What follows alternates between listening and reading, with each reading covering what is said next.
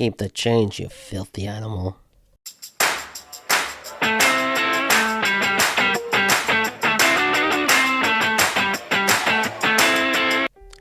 Home Alone 1 and 2. I'm gonna answer today the most important debate in film history. What is better, Home Alone 1 or Home Alone 2?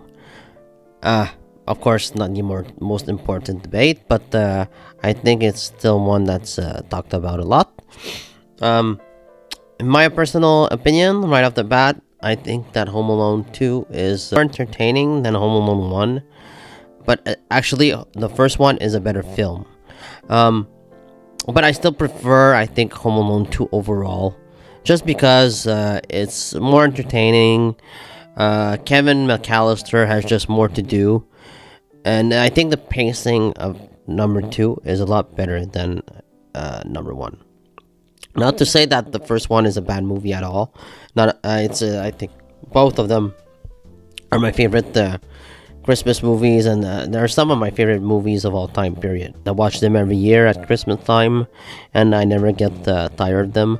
I think the casting and the whole cast is terrific. You got Macaulay Culkin, Catherine O'Hara, John Hurd, Joe Pesci, Daniel Stern. What more can you say? I love that the family feels so realistic. They feel like actually a real family, even though they're mostly mean to Kevin, and Kevin is mostly mean to them. But I really enjoy the family dynamic in these movies, number 1 and number 2, and especially like with Uncle Frank. He's such a terrible uncle, but you kind of like love him and hate him at the same time. If it makes you feel any better, I forgot my reading glasses. But yeah, the cast of these movies is what makes these movies work, in my opinion. The cast is terrific, and the humor, while the second one does move more towards the slapstick humor, more than the first one, because the first one, there's more, the traps are a lot more realistic. It's got more suspension of disbelief than the first movie does, even though the first movie has a lot of it, especially near the beginning, when you have to buy a lot of things in order for the movie to happen. Like, let's just for example, it's almost impossible for Kevin to not hear like all the noise that this family makes before rushing out to the airport, and then he wakes up and he just believes that he magically made his family disappear. But if you can buy into them, and I think most people have, because these movies are considered Christmas classics, it's fine. Like, whatever, you enjoy the plot, you enjoy the characters, you enjoy seeing Kevin home alone, especially in the first one. In the first one, it's different than the second, because it's a little more simplistic. He's stuck, well, he's not stuck, but he's home alone by himself. He does like what we would all do at his age. He doesn't know how to pack a suitcase, but he knows how to make traps for burglars, which also doesn't make sense, but we gotta get on with it. I think that it's Macaulay Culkin's greatest performance. Kevin McAllister, he's great here. He's great in both movies, but I think he's even better than in Lost in New York. In Lost in New York, he just he owns the character, but that's normal because he already played him once, and then he's used to playing it again. Just like the returning cast, every character, they feel more comfortable in the film. Joe Pesci, Daniel Stern, they even have better chemistry, better back and forth, and yeah, they're just some of the best like villains you could say of all time. They're just so funny together, and they have great comedic timing, and it's even better in the second one, just seeing them like get hurt all the time. There's even better traps, There's bigger and better traps in the second film, in my opinion, than the first. The first film, there's some cool traps. There's some really funny scenes. One of my favorites, but one of my favorite traps is when Marvin gets through the window, and he has no shoes on, and he steps on some Christmas tree ornaments, like some Christmas tree crystal balls, and he just yells and he screams in pain. That's probably one of my favorite traps in the entire movie. But yeah, I think that the second one is more entertaining. Well, I would say that the old man story in the first is much more entertaining than the pigeon lady. The pigeon lady I could care less about. I don't think that she's very important to the overall story like the first one, like the old man was. And the first one, the old man actually like.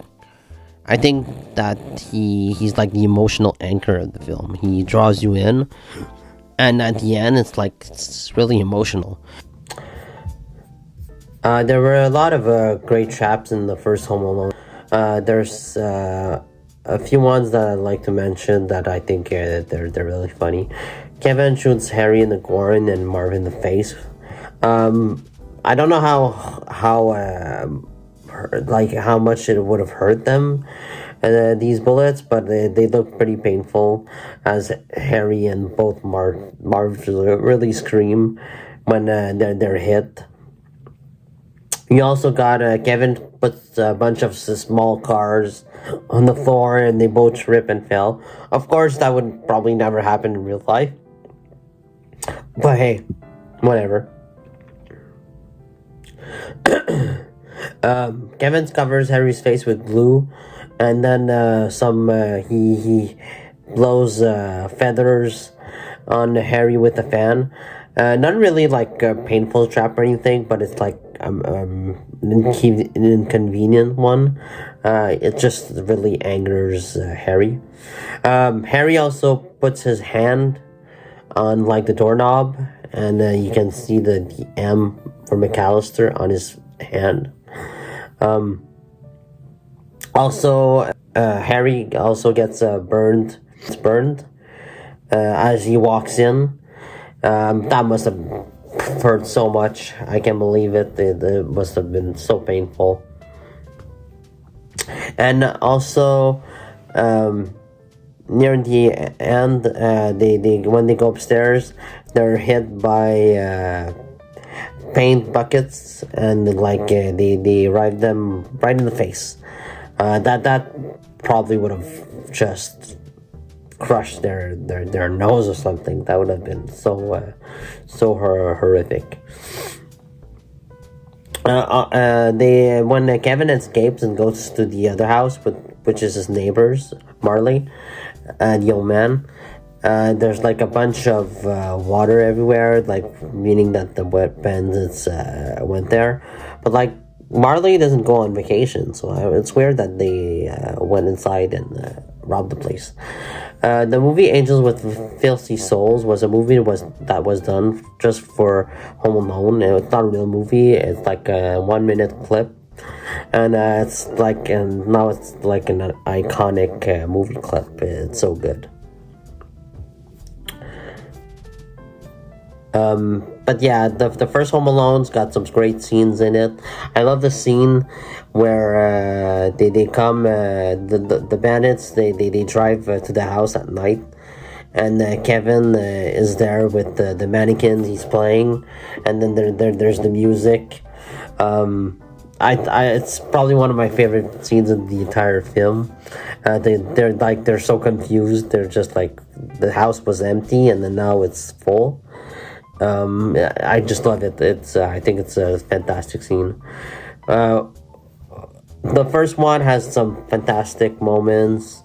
It's got some heart. It's got some humor, and it's got some really good performances. Some decent acting all around. It's just a great movie. And then the second one is just even like it's the same thing, but it's like even better. So the second one, they sort of try to do it, but it doesn't. I don't think it works as good as the first. Um, but yeah, that doesn't really matter. The second movie is really entertaining. Like I love the sweeping shots of New York. It makes you feel like you're there with Kevin visiting throughout Christmas, which is also a reason why I would like to go visit New York during Christmas time, because of this movie. I think it looks absolutely wonderful. Um, like I said, the traps are even bigger here. Here's are some of them in this movie, and near the end. I think that's probably my favorite sequence of the entire film. Is the traps near the end of Home Alone 2. The first one, one of the first is Marvin gets bricks thrown in his face by Kevin. That's actually one of my favorite scenes.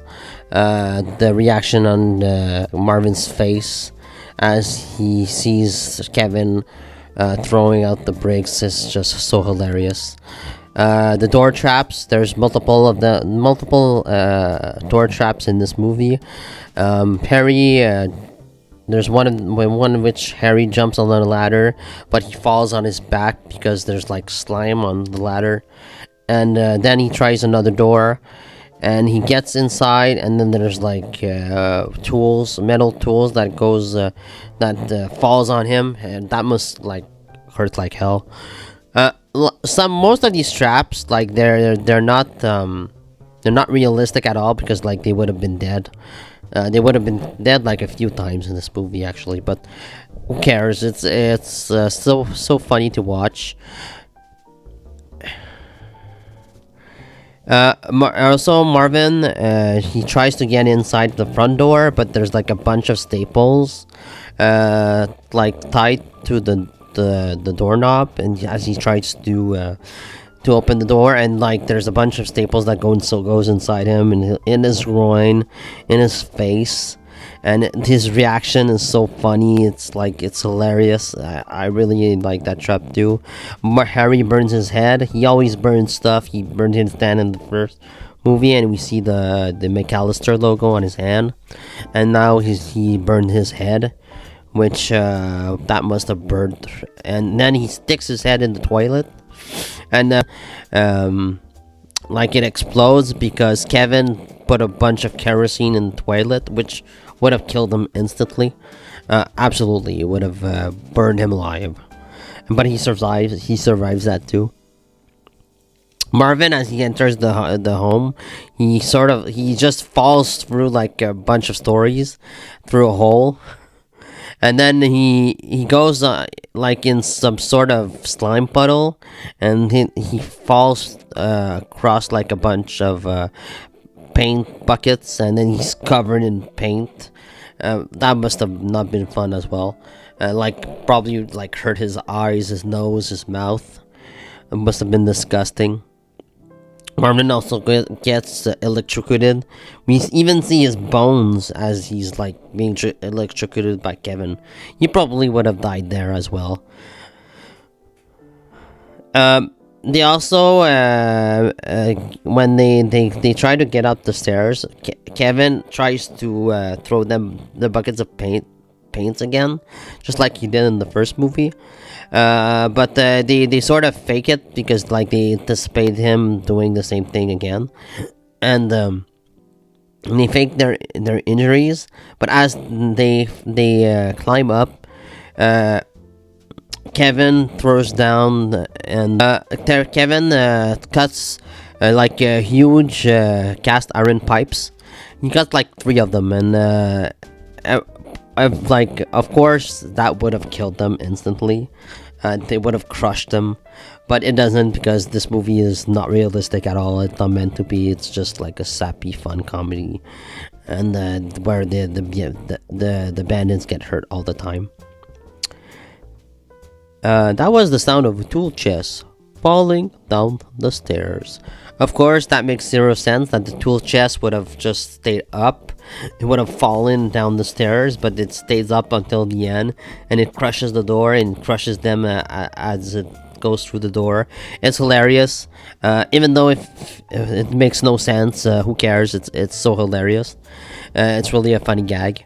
And then one of the last ones is they tried to climb down this rope where because Kevin is already down the house. He's on the ground floor, and Marv asked why would a rope be soaked in kerosene.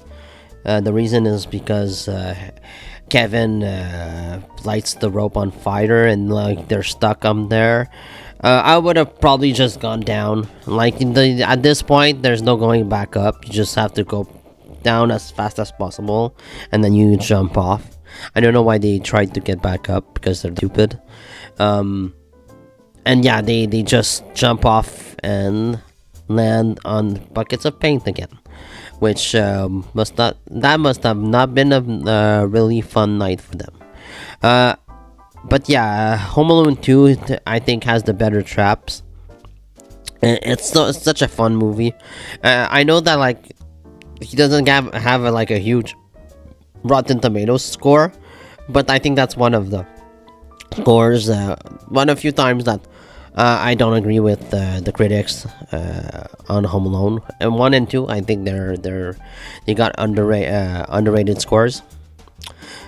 Yeah, that's pretty much my thoughts. I really do think that the music as well is better in the second one than in the first one, even though the first one does have a good music all around. It's got some ridiculous like plot coincidences. Like Kevin needs to put some batteries in his walkie at the airport. He has to follow a man that looks like his father. He has to bump into